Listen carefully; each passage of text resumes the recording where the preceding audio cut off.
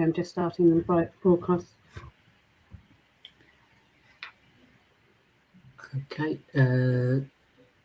Hi, everybody, and thank you. No? Oh, 1 minute. Hi again. So now we have a paper from Bhavesh from the Victoria and Albert Museum in London, and he's going to tell us about training tools and technologies for managing pests at the V&A. Over to you, Bhav. Hi, everybody. Thank you, Suzanne, and thank you to Pest Odyssey. So today I'd just like to talk a little bit about the training tools and technology we've been developing and working on for managing IPM at the V&A. We have a list of speakers, and just to introduce the background. So we've, like many museums around the world, we've been obviously been affected by COVID. Everyone's been affected by COVID in some way or another, and so we've had to. So the V&A Museum was closed down last year. During that time, we've had some changes occur. So we've had we've had the retirement of our colleague Val Blyth, who is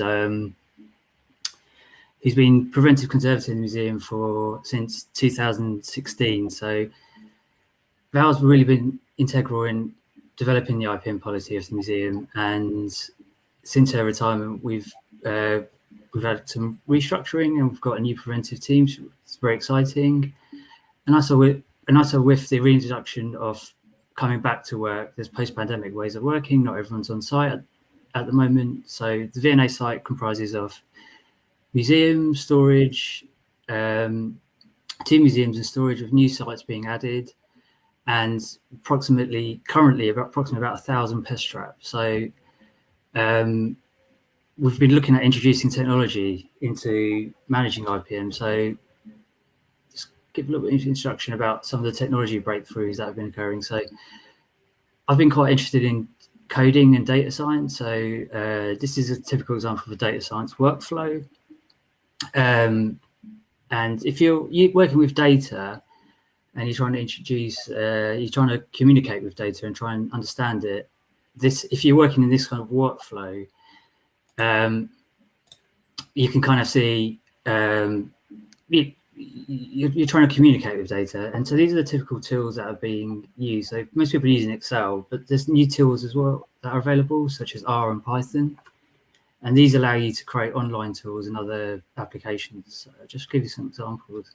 And there's also breakthroughs with microcomputers. So here's Raspberry Pi,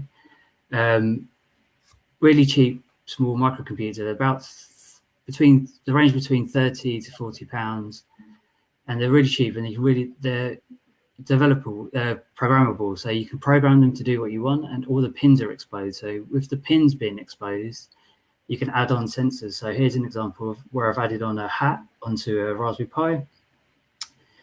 Kind of loaded it with loads of sensors here. So these ones measure temperature, humidity. For this experiment here, I've been monitoring vibration. I've added a vibration monitor on here and added a small screen, and you can see the vibrations being recorded. And it's also recording temperature and humidity, light levels, and loads of other things. But you can also add on cameras of various types with different lenses and things. And I'll talk more about this later. When we're collecting IPM data, you can see this is your typical spreadsheet, how you collect your IPM data. But with technology that's available now, you can, with current data science technology, you can turn these into websites very easily and interactive outputs. So here you can see a website I've created to monitor the environment. So I mostly work with environmental data. So taking on IPM responsibilities at the moment has been interesting, and it's been quite a nice challenge. So I've had this opportunity to introduce technology. So I'll just show you.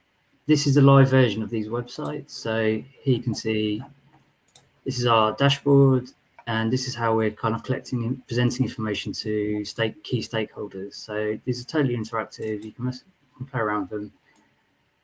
And it also includes some IPM data.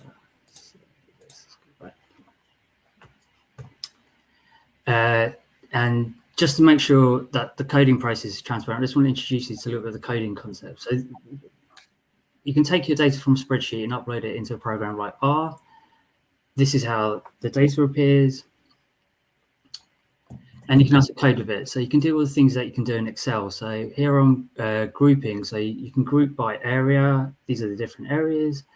You can group by years, by quarter, and you can summarize. You can do all the things you can do in Excel. You can do sum. So we're summing up by quarter and month and by area. You can do it by different types of insect species.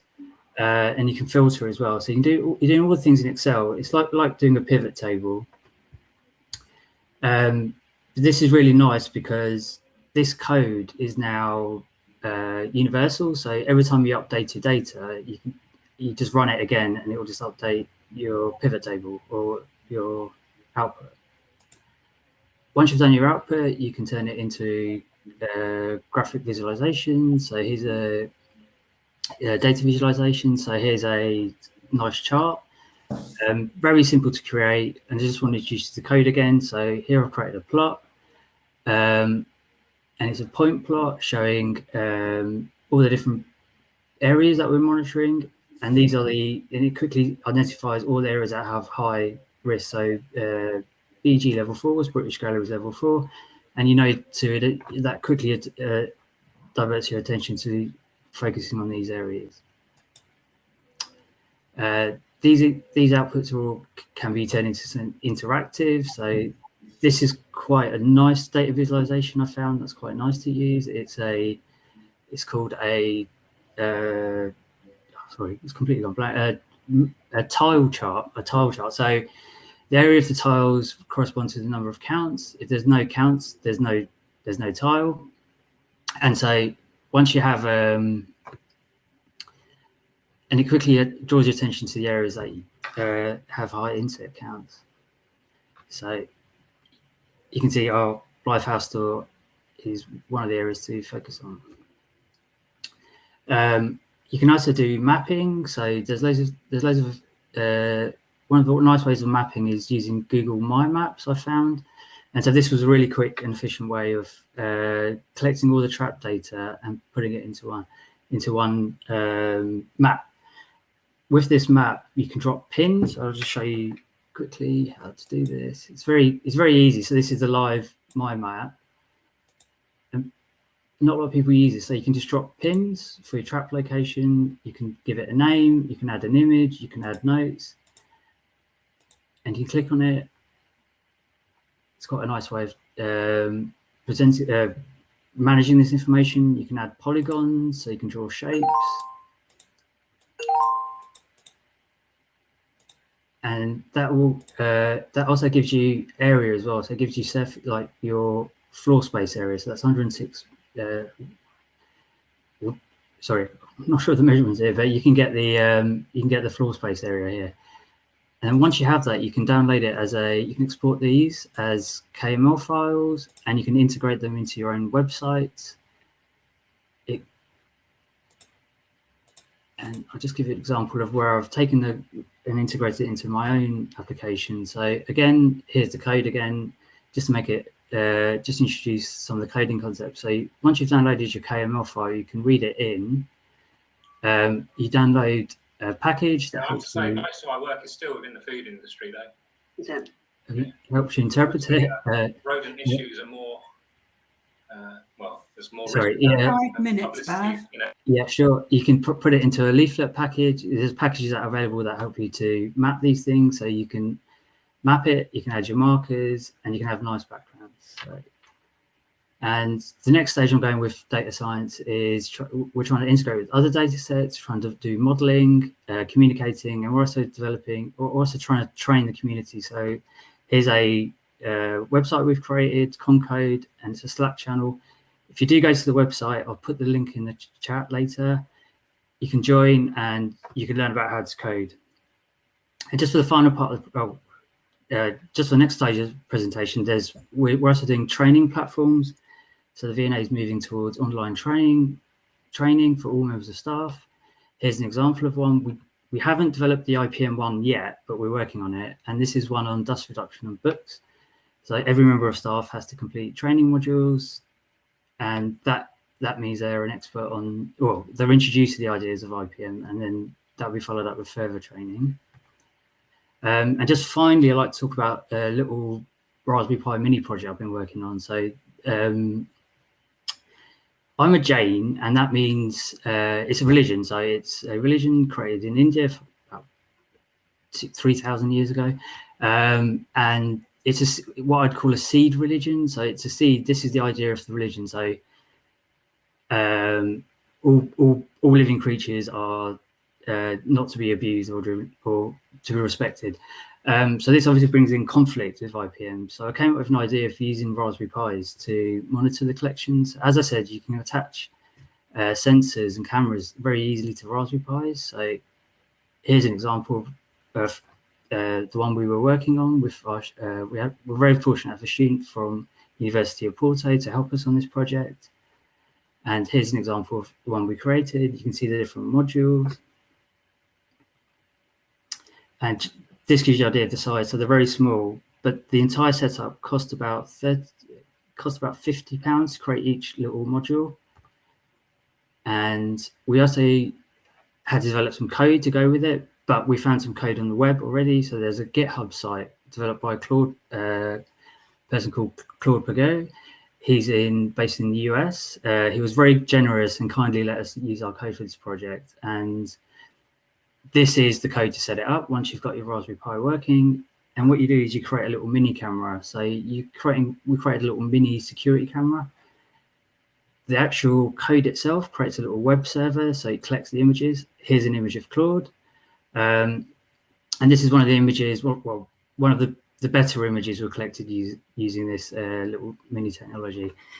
It did come with lots of problems and loads of concerns, loads of issues, because the Raspberry Pi is a hackable system. It's designed to be hackable. This created issues with our internal IT security team. So we haven't been able to develop this any further, but it was an interesting project and it was quite nice.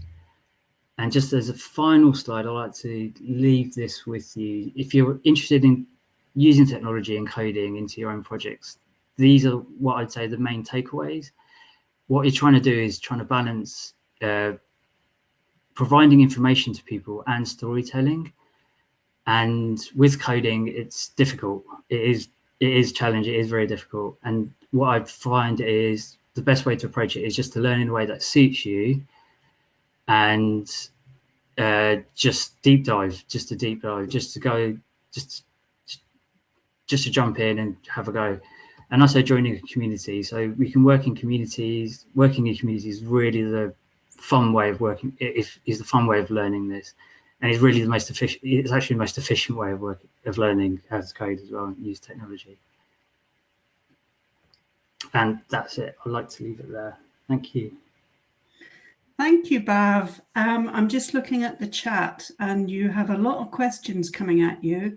And can I ask everybody, if you want to ask Bav a specific question, can you put it in the question and answer session at the end of this? But thank you very much. And we'll be handing over to Sue in a minute to introduce the next speaker. Okay, thank you. Thank you.